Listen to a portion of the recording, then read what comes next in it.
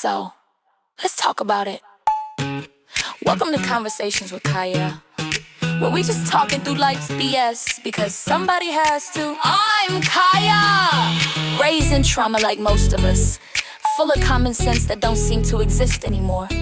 Doing my best to keep my anxiety in check, all while staying out of prison. Conversations with Kiah, say it how I see it, little. Hey, welcome to Conversations with Kiah.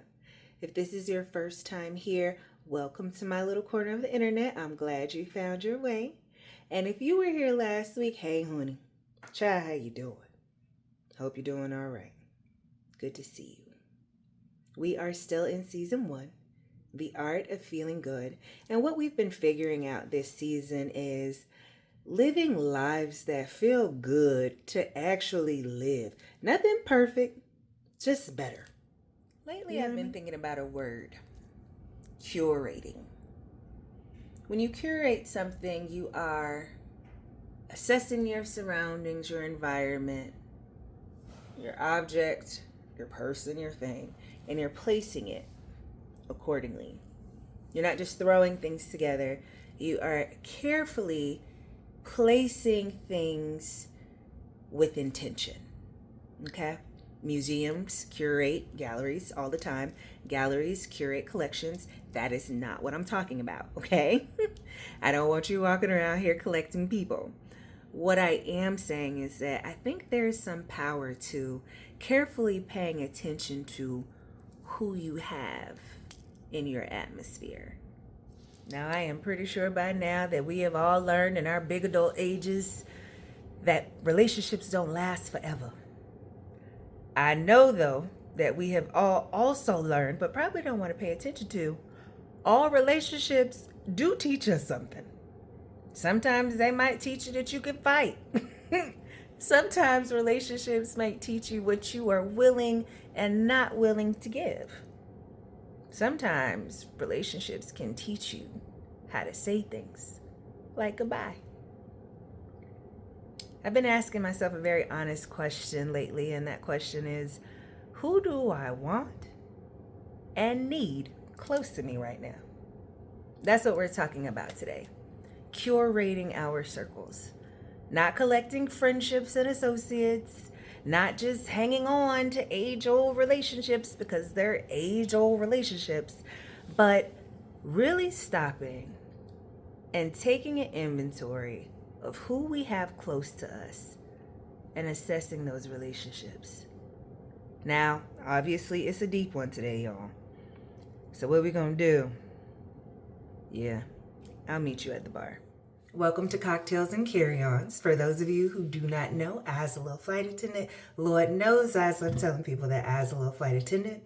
And although our layovers involve some absolutely cute cocktails, I hate to break this news to you, but flight attendants are not your bartenders.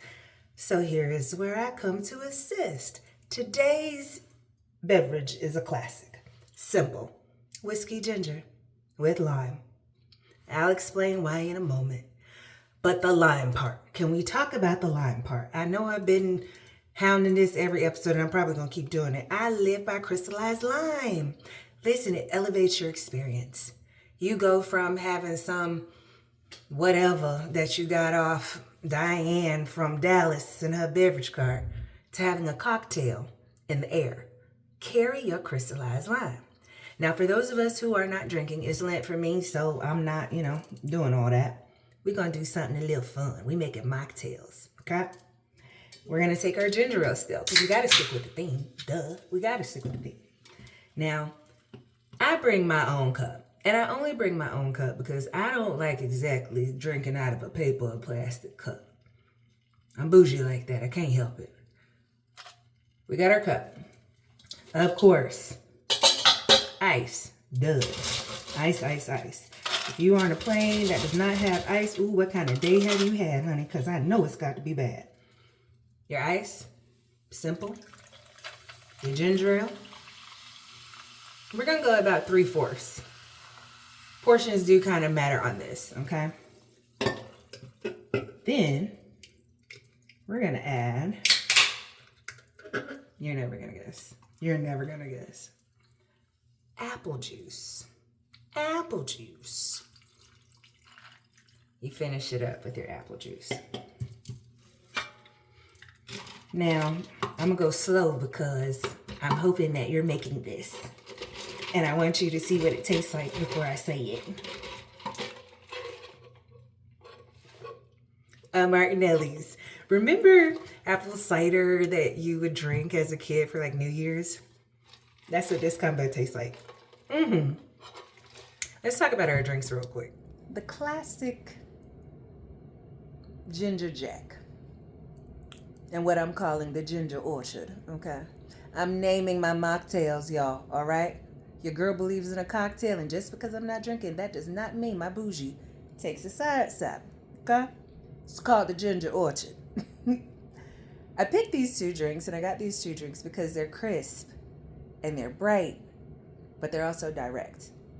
They tell you when you sip on it what it is. The best friendships are like that to me. Steady, balanced. They tell you the truth. They tell you what it is. And then you still figure out how to have a good time anyway. So now that we have our drinks in hand, let's go ahead and get into the conversation. Yeah. So earlier I mentioned the word curating.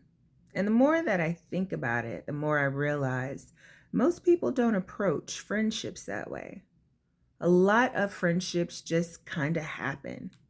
You went to the same school or church. You worked on the same job. Your kids went to the same school. It is 2026.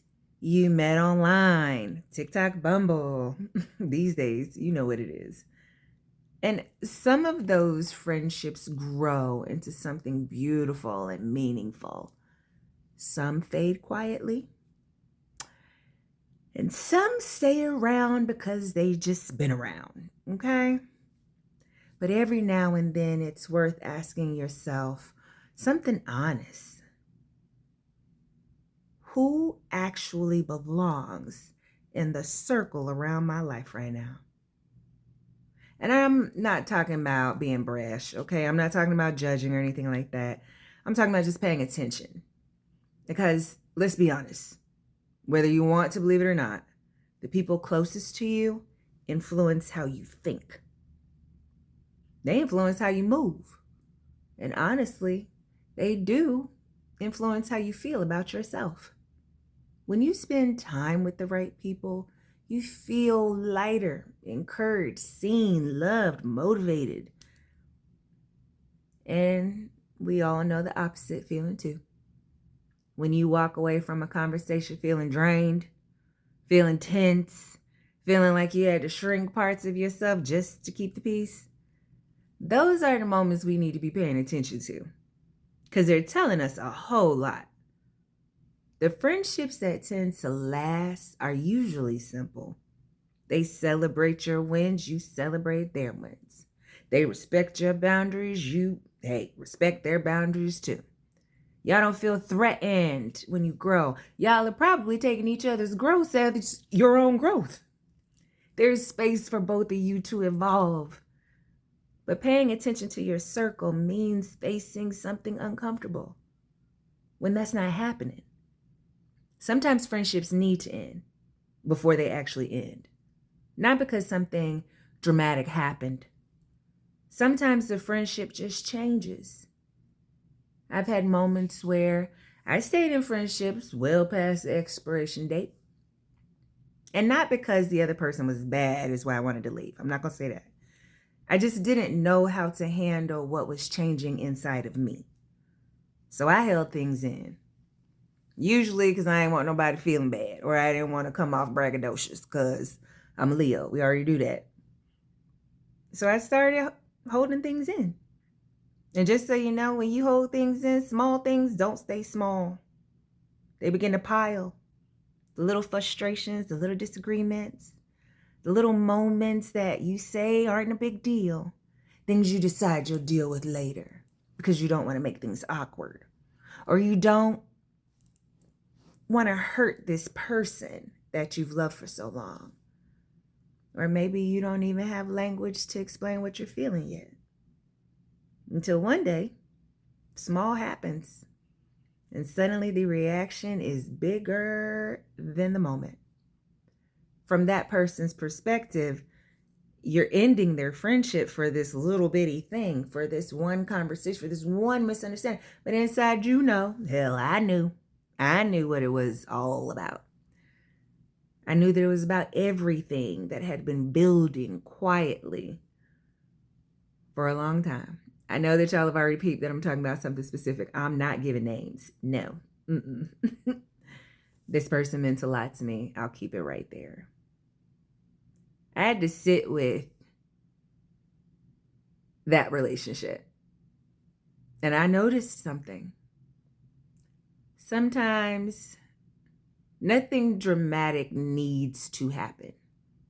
There doesn't need to be a fight. There won't be a betrayal. You just need to start pulling away because you recognize you're being pulled in different directions. And sometimes we just don't know how to articulate that. We don't always have language. This is our first time being human. We're learning, and this is okay. My truth is sometimes the friendship ends in your spirit before it actually ends in real life. And that's what happened with me. When I look back on some of those moments, I can be honest with myself now. I didn't always handle these endings in the best way. I know that. Not because I wanted to hurt anybody, but because I didn't know how to communicate it. I didn't know how to put words to what was changing in me and what I was feeling. And I kept being quiet and piling things. Instead of having the harder conversations early, I stayed quiet and started the pile. I stayed present on surface, which is not fair. Even when I was already pulling away emotionally. And I think a lot of us do that, to be honest. We stay longer than we need to. Yeah. We try to make things work the same way that it always has. Because, this is familiarity. Even when something inside of us knows things are changing. Not because we're bad friends, but sometimes we're just unsure about the moment. Unsure how to name the shift. Unsure how the other person is going to receive what you got to say. Unsure what it really means about us. Hey. Over time, realizing that endings don't always come in clear moments. They happen slowly and quietly in murky water. Almost before you fully understand what's happening yourself. And the more that I've lived, I've realized that change in friendships doesn't mean failure. That's not a failure. Sometimes it just means life is moving. You're growing. They're growing. You're not always going to be the one who has to detach. Somebody might have to detach from you. You got to respect that. The relationship is just finding new shape.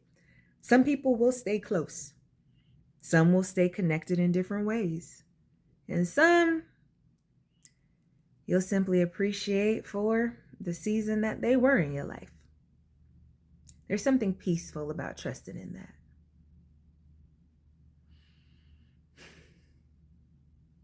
Now, before we get out of here, it's time for this week's unsolicited advice. And I gotta tell you, I think we gonna be in this lane for a little while because we gotta do something, all right? I know a lot of people are paying attention to what's happening right now here in the US and around the world. And it's easy to start feeling like everything is just toppling in on top of us. And then at the same time, it's so far away. We don't know if we could help. We don't know if we could do anything. We're not completely powerless, people, okay? If you're not sure who represents you, I said this last week, we're going to say it again. You can go on USA.gov, find out who your local, state, and federal officials are, okay? From there, you can send an email, make a phone call, even use your social media. And if you're someone who thinks, what would I even say to these people? That's okay, because guess what? We got something for that too. 5calls.org. Yep. It helps you generate simple scripts so that you can speak clearly on the issues that you care about. And if you don't want to do the script verbatim, that's fine. Print it out, edit it up, freeball it. Go for it. If you ever want to reach Congress directly, this is my favorite. You can call the U.S. Capitol switchboard. Yes, you can. The number is 202-224-3121. Why do I know this number? Take a wild guess. You can ask to be connected directly with your senator or your representative and share what's on your mind. Small actions, y'all. They still count right now. They do. The consistency is what matters the most. All right, y'all. That's this week's unsolicited advice. And that's our conversation for today. I think this is good right here. Today we talked about paying attention to the people who sit in our face, how the friendships we keep close affect us and shape what we're trying to build. If something in this episode felt familiar or gave you something to think about, I'd love to hear from you. This is so awkward for me still. You can email me at conversationswithkiah@gmail.com. My name is spelled Kiah if you're listening to this. Thank you for spending time with me today, y'all. I'm on my layover. I think it's time for me to go to sleep. But before I go, I want to leave you with something that I've always said, and my wife even got a tattoo of it. Be gentle with yourselves. I'll see you next week. So, bye, y'all. Let's talk about it. Welcome to Conversations with Kiah, where we just talking through life's BS because somebody has to.